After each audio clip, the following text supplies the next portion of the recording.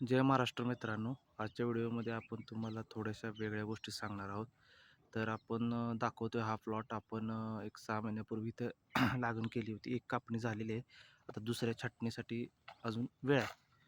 तर तुम्ही बघू शकता एकदम चांगल्या क्वालिटीचा असा हा आलेला आहे. तर तुम्ही विचार करत असशीला, की मध्ये रेड नेपियर आहे, साईडला सुपर नेपियर आहे. असं का केलं म्हणजे शेताच्या दोन्ही बाजूला सुपर नेपियर आणि मध्ये रेड नेपियर असं का केलं तर आता आम्ही गेले 5 वर्ष झाले हात चारा लावतोय, हात चारा वापरतोय. त्यामुळे याचा एक अनुभव असा आला आहे, की जे रेड नेपियर आहे ते कधीही पडत नाही. ते सरळच उभं राहतं. कितीही वारं येऊ द्या, काय होऊ द्या ते पडत नाही. आणि जे स्मार्ट नेपियर आहे, त्याला फुटवा जास्त आहे, त्याची ताकद जास्त आहे आणि ते आडवं पडतं. थोडंसं वारं वगैरे आलं की आडवं पडतं. त्याची वाढ लवकर थांबत नाही. आणि त्याचा फायदा असा आहे, की सुपर नेपियर बाजूच्या बांधाला केल्यामुळं काय बाजूच्या साईडला केल्यामुळं काय होतंय, शेजारी तुमच्या रानामध्ये जास्त सरकासरकी, ढकलाढकली असं काही करू शकत नाहीत. तसं सुपर नेपियरला ढकलायचं किंवा मोडायचं, कातरायचं एकदम सोप्पं आहे.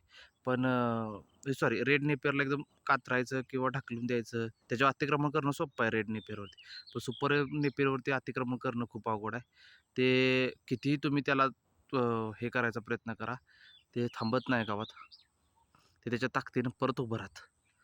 याचाच आम्ही उपयोग केलेला आहे आणि रेड नेपियर मध्ये टाकले आणि बाजूने सुपर नेपियर टाकले जेणेकरून आपल्या शेतीमध्ये शेजाऱ्यांच्यामुळे काही त्रास होऊ नये आणि त्यांना पण आपला काही त्रास होऊ नये.